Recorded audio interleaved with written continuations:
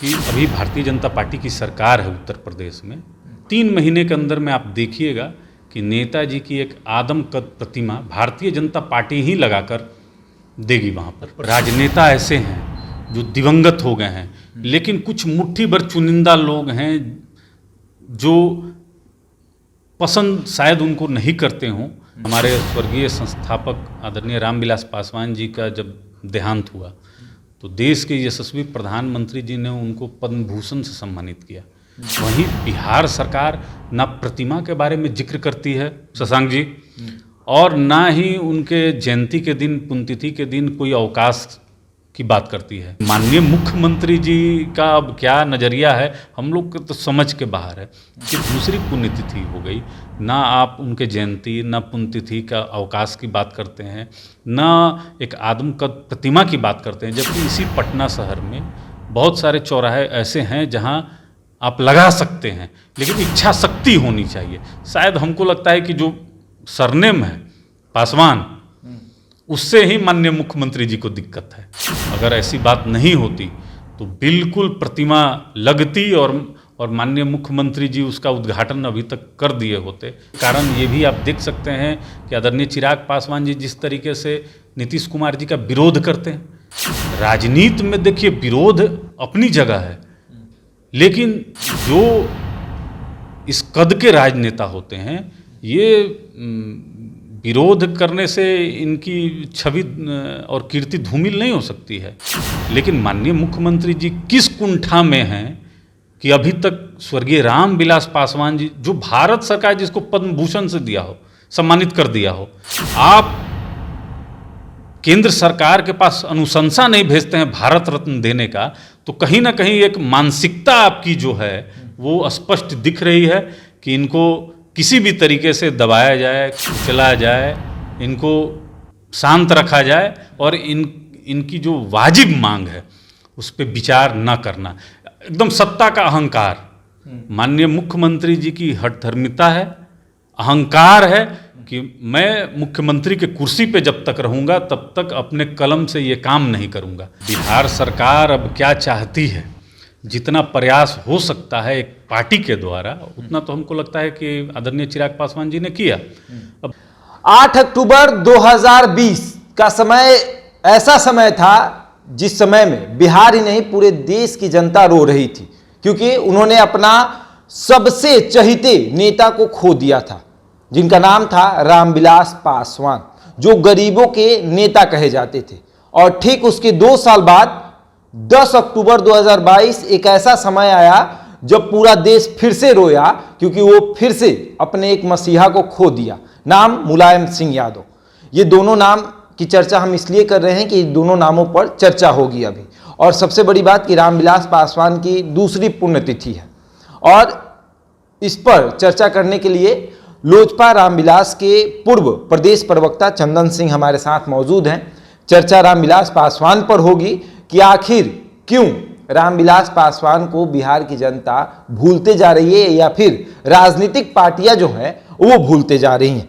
पहले तो स्वागत है चंदन जी आपका। बहुत बहुत धन्यवाद। रामविलास पासवान की दूसरी पुण्यतिथि मनाई जा रही है। 8 तारीख को उनकी दूसरी पुण्यतिथि थी। उसके ठीक 2 दिन बाद देश ने एक बड़ा नेता खो दिया, मुलायम सिंह यादव को। ये दोनों एक ही बैच के नेता थे, एक साथ राजनीति किए, सदन में बैठे। कैसा लग रहा है, कैसा महसूस कर रहे हैं? नहीं देखिए, स्वर्गीय मुलायम सिंह यादव जी की जो अभी देहांत हुआ ये तो काफ़ी दुखद है और ये पूरे देश की क्षति है। हम लोग काफ़ी पसंद करते थे उनको, तो ईश्वर उनकी आत्मा को शांति प्रदान करे। लेकिन हमको साथ में पूर्ण यकीन है शशांक जी कि अभी भारतीय जनता पार्टी की सरकार है उत्तर प्रदेश में। 3 महीने के अंदर में आप देखिएगा कि नेताजी की एक आदमकद प्रतिमा भारतीय जनता पार्टी ही लगाकर देगी वहाँ पर। प्रतिमा पर क्यों जिक्र कर रहे हैं? देखिए, इसलिए कि बहुत सारे राजनेता ऐसे हैं जो दिवंगत हो गए हैं, लेकिन कुछ मुट्ठी भर चुनिंदा लोग हैं जो पसंद शायद उनको नहीं करते हों और वो अभी वर्तमान सत्ता में हैं, तो कहीं ना कहीं उनकी कीर्ति को धूमिल करने का प्रयास करते हैं। रामविलास पासवान बिहार ही नहीं देश के बड़े नेता थे, ठीक है, और अब उनके बेटे अपने पैसे से, उनकी पार्टी जो है अपने खर्चे से हर जगह मूर्ति लगा रही है। बिहार सरकार क्या रामविलास पासवान को भूल गई है, या फिर बिहार सरकार ये चाहती है कि लोग रामविलास पासवान को भूल जाएं? देखिए, बिहार सरकार अब क्या चाहती है, जितना प्रयास हो सकता है एक पार्टी के द्वारा, उतना तो हमको लगता है कि आदरणीय चिराग पासवान जी ने किया। अब देखिए, एक ही बैच के लगभग ये सारे नेता हैं, और हमारे स्वर्गीय संस्थापक आदरणीय रामविलास पासवान जी का जब देहांत हुआ तो देश के यशस्वी प्रधानमंत्री जी ने उनको पद्म भूषण से सम्मानित किया। वहीं बिहार सरकार ना प्रतिमा के बारे में जिक्र करती है शशांक जी, और ना ही उनके जयंती के दिन, पुण्यतिथि के दिन कोई अवकाश की बात करती है, ना ही कोई अन्य जो सुविधा हो सकती है, चूँकि उनके चाहने वाले लोग बिहार में ही नहीं, देश में ही नहीं, विदेशों में भी हैं। क्योंकि 52 साल के राजनीतिक इतिहास में बेदाग, और जो कहा जाता है कि दलितों के मसीहा तो थे ही, साथ में जो स्वर्ण समाज है उसके साथ भी इनका संबंध जो था बहुत आत्मिक था। आपको याद होगा कि लोकसभा में जिस समय स्वर्ण आरक्षण का बिल पास हो रहा था, तो स्वर्गीय संस्थापक महोदय का तो बहुत पहले से उनका रहा है मांग की आरक्षण मिलना चाहिए, तो बहुत सहयोग रहा है। तो हर तबके में जाति, धर्म और पार्टी से ऊपर उठ के उनका सम्मान था। लेकिन माननीय मुख्यमंत्री जी का अब क्या नज़रिया है, हम लोग को तो समझ के बाहर है कि दूसरी पुण्यतिथि हो गई, ना आप उनके जयंती, ना पुण्यतिथि का अवकाश की बात करते हैं, ना एक आदमकद प्रतिमा की बात करते हैं। जबकि इसी पटना शहर में बहुत सारे चौराहे ऐसे हैं जहां आप लगा सकते हैं, लेकिन इच्छा शक्ति होनी चाहिए। शायद हमको लगता है कि जो सरनेम है पासवान, उससे ही माननीय मुख्यमंत्री जी को दिक्कत है। अगर ऐसी बात नहीं होती तो बिल्कुल प्रतिमा लगती, और माननीय मुख्यमंत्री जी उसका उद्घाटन अभी तक कर दिए होते। साथ में राजनीति किए हैं जी, नीतीश कुमार ने, साथ में राजनीति किया है रामविलास पासवान, लालू यादव, नीतीश कुमार, सुशील मोदी हों या फिर मुलायम सिंह यादव हों, ये सभी लोग एक बैच के रहे हैं। क्या हुआ, ऐसा क्या हुआ कि नीतीश कुमार की दुश्मनी रामविलास पासवान से इतनी हो गई कि वो रामविलास पासवान की प्रतिमा तक नहीं लगाते हैं, ना ही उनके दूसरे पुण्यतिथि हो रही है, पहले पुण्यतिथि पर तो गए नहीं, दूसरी पुण्यतिथि पर भी याद नहीं किए। क्या मतभेद है? कुछ मतभेद है क्या? देखिए, ये मतभेद, मनभेद तो माननीय मुख्यमंत्री जी ही बता पाएंगे कि मन में क्या ऐसा चीज़ है। शायद हो सकता है कि एक कारण ये भी आप देख सकते हैं कि आदरणीय चिराग पासवान जी जिस तरीके से नीतीश कुमार जी का विरोध करते हैं, राजनीति में देखिए विरोध अपनी जगह है, लेकिन जो इस कद के राजनेता होते हैं, ये विरोध करने से इनकी छवि और कीर्ति धूमिल नहीं हो सकती है। लेकिन माननीय मुख्यमंत्री जी किस कुंठा में हैं कि अभी तक स्वर्गीय रामविलास पासवान जी, जो भारत सरकार जिसको पद्म भूषण से दिया हो, सम्मानित कर दिया हो, आप केंद्र सरकार के पास अनुशंसा नहीं भेजते हैं भारत रत्न देने का, तो कहीं ना कहीं एक मानसिकता आपकी जो है वो स्पष्ट दिख रही है कि इनको किसी भी तरीके से दबाया जाए, कुचला जाए, इनको शांत रखा जाए, और इनकी जो वाजिब मांग है उस पर विचार ना करना। एकदम सत्ता का अहंकार, माननीय मुख्यमंत्री जी की हठधर्मिता है, अहंकार है कि मैं मुख्यमंत्री के कुर्सी पे जब तक रहूंगा तब तक अपने कलम से ये काम नहीं करूंगा। तो माननीय मुख्यमंत्री जी, जिस दिन आप इस सत्ता से बाहर जाएंगे, उस दिन स्वर्गीय रामविलास पासवान जी की मूर्ति इस पटना शहर में जरूर लगेगी। किसी न किसी पथ का नाम स्वर्गीय रामविलास पासवान पथ जरूर होगा। उनके जयंती के दिन और उनके पुण्यतिथि के दिन अवकाश होगा, और कई ऐसे पुरस्कार समारोह होंगे जो उनके नाम पर होंगे। अगर आप अपने कार्यकाल में ये काम नहीं करेंगे तो अच्छी बात है, आपके बाद जो लोग आएंगे वो करेंगे। लेकिन इस मानसिकता को बिहार की जनता, देश की जनता देख रही है कि ये कहीं से भी उचित नहीं है। शशांक जी, अच्छा, बिहार में एनडीए की सरकार रही है, ठीक है, वो भी सरकार हमने देख लिया, 2 साल बाद उस सरकार का परिवर्तन भी हुआ, महागठबंधन की सरकार बनी है। लालू यादव तो इतने मानते थे, भाई बोलते हैं, चिराग पासवान को भतीजा बोलते हैं, तेजस्वी यादव भी भाई बोलते हैं। कई बार ऐसा मुलाकात हुआ है, देखा गया है कि एकदम मीसा भारती कई बार भाई भाई बोलती हैं, तेजस्वी यादव भाई बोलते हैं, बड़े भाई बड़े भाई। क्या ये लोग अनुशंसा नहीं कर सकते हैं कि एक मूर्ति लगा दिया जाए? देखिए, व्यक्तिगत संबंध सबके अलग होते हैं शशांक जी।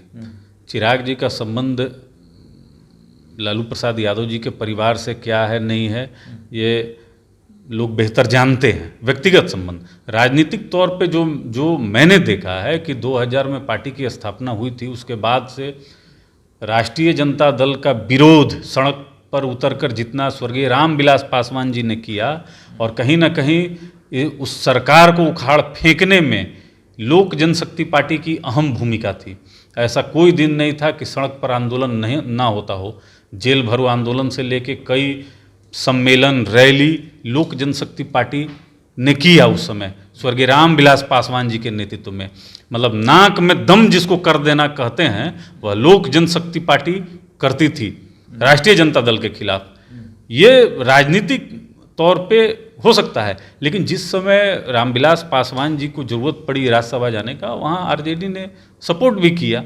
तो देखिए, आपके राजनीति में आपके मनभेद हो सकते हैं, मतभेद हो सकते हैं, लेकिन मनभेद नहीं होना चाहिए। यहाँ माननीय मुख्यमंत्री जी मनभेद कर रहे हैं कि आप मेरा विरोध कर रहे हैं, इसलिए आपके पिता को जो सम्मान मिलना चाहिए उसको ये राज्य सरकार नहीं देगी।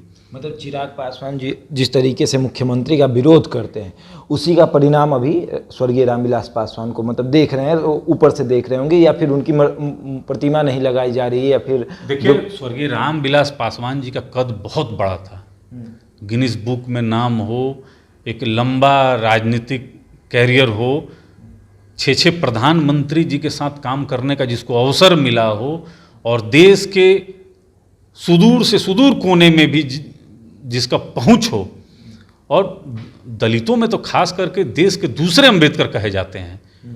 तो इतने बड़े शख्सियत को आप कैसे उसी के राज्य में दरकिनार आप कर सकते हैं?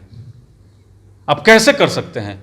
आप पूरे बिहार में एक भी आपको ऐसा स्थल नहीं मिला जहां स्वर्गीय रामविलास पासवान जी की मूर्ति लग सके, या आपको दिखाई नहीं देता है? आप जिस चश्मे को माननीय मुख्यमंत्री जी अभी पहने हुए हैं, उसमें सिर्फ द्वेष, घृणा, जातिवाद, भ्रष्टाचार और समझिए कि खूनी संघर्ष यही देखने को मिल रहा है। रामविलास पासवान से इतनी परेशानी है, नाम तक कभी नहीं लेते हैं मुख्यमंत्री, तो कभी आज तक ये नहीं कहा कि रामविलास पासवान जी पर चर्चा भी होती है तो वो कहते हैं छोड़िए ना, उन लोगों पे चर्चा नहीं करनी है।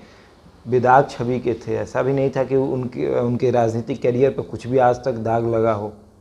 बेदाग छवि के थे, उनकी अगर प्रतिमा कहीं लगाई जाती, यही तो बहुत लोग को दिक्कत है कि स्वर्गीय रामविलास पासवान जी के दामन पर एक भी छींटा नहीं पड़ा।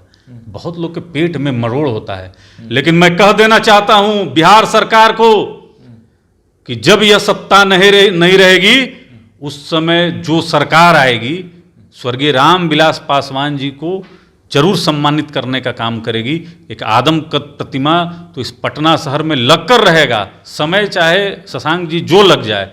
क्योंकि देखिए पूरे देश की जनता को यह दिख रहा है, माननीय प्रधानमंत्री जी जिस पर ट्वीट करते हो, पत्र लिखते हो, जो पद्म भूषण से सम्मानित हो, 52 साल के राजनीतिक करियर में एक भी दाग ना हो, जन जन के जो नेता कहलाते हो, उनके साथ ऐसा व्यवहार वर्तमान सरकार कर रही है, यह कहीं से भी उचित नहीं है। हम लोग की पीड़ा होती है, क्योंकि हम लोग तो उनके अनुयायी रहे हैं, छात्र रहे हैं, तो हम लोग को देख के यह बहुत पीड़ा होती है कि दूसरा जो है पुण्यतिथि भी गुजर गया और मुख्यमंत्री जी के तरफ से एक भी घोषणा न करना कहीं ना कहीं यह स्पष्ट संकेत है कि जब तक माननीय मुख्यमंत्री जी रहेंगे तब तक यह काम होने वाला नहीं है। समय बलवान होता है ना। देखिए समय तो बलवान होता है, इतिहास उठाकर देखिए शशांक जी, जब माननीय मुख्यमंत्री जी अपने नेता जॉर्ज फर्नांडिस का कहीं मूर्ति नहीं लगवाए, स्वर्गीय दिग्विजय सिंह की मूर्ति नहीं लगवाए, तो जिससे राजनीतिक द्वेष पाल लेते हैं तो उस पर तो मूर्ति भी नहीं लगने देते हैं। आप लोगों से भी राजनीतिक द्वेष हो गया है? नहीं, देखिए स्वर्गीय रामविलास पासवान जी से राजनीतिक मतभेद इनके शुरू से रहे हैं, क्योंकि हमारे जो नेता थे वह साफ दिल के थे, जो अंदर वही बाहर। लेकिन माननीय मुख्यमंत्री जी के तो खुद राष्ट्रीय अध्यक्ष बोलते हैं कि पेट में कहाँ कहाँ दांत है इनको सब पता है। अब हम लोग तो ये चीज़ नहीं बोलते हैं, जो बात सोशल मीडिया पे है वही बात कह रहे हैं। तो हम लोग को तो अब ये सब चीज़ नहीं पता है कि राजनीतिक द्वेष में ये अपने जो पूर्व के सहयोगी साथी, जो कह लीजिए, कंधे से कंधा मिलाकर ना काम किए हैं लोग। अब ऐसा भी कद तो था नहीं स्वर्गीय रामविलास पासवान जी के कि आप भूल गए। आज माननीय मुख्यमंत्री जी सफाई गए हैं, अच्छी बात है, जाना चाहिए। नेताजी के आप गए हैं जन्मस्थली पे, अच्छी बात है। लेकिन आप अपने साथ में काम किए हुए लोगों का सम्मान कीजिए और अपने साथियों का, जो पूर्व में सहयोगी रहे हैं, सबका सम्मान कीजिए। क्योंकि ये देखिए, सत्ता आजीवन आपके पास नहीं रहेगी। आज है, अब है, और आगे रहेगी कि नहीं रहेगी कहना बहुत मुश्किल है। चूँकि काउंटडाउन स्टार्ट हो गया है, उल्टी गिनती स्टार्ट हो गई है। हमको नहीं लगता है कि 25 तक टिक पाएंगे। चलिए, तो देखिए, स्वर्गीय रामविलास पासवान की दूसरी पुण्यतिथि 8 अक्टूबर को थी और एक प्रवक्ता के हैसियत से इनका कहना है कि दूसरी पुण्यतिथि थी तो कहीं ना कहीं एक प्रतिमा जो है पटना में लगानी चाहिए थी और किसी सड़क का नाम स्वर्गीय रामविलास पासवान के नाम से करना चाहिए था, क्योंकि स्वर्गीय रामविलास पासवान कोई छोटे नेता नहीं थे, देश लेवल पर बहुत बड़े नेता थे और अपने राजनीतिक कैरियर पर आज तक उन्होंने कभी दाग नहीं लगने दिया। सबसे बेदाग अगर कोई नेता है तो वो स्वर्गीय रामविलास पासवान है। तो ऐसे में नीतीश कुमार जो हैं वो उनसे मनभेद रख चुके हैं, मतभेद भी रख चुके हैं। अब देखने वाली बात यह है कि क्या नीतीश कुमार स्वर्गीय रामविलास पासवान की प्रतिमा लगाते हैं या नहीं। बहरहाल इस खबर में इतना ही। बने रहे हमारे साथ और देखते रहे द इंडिया टॉक।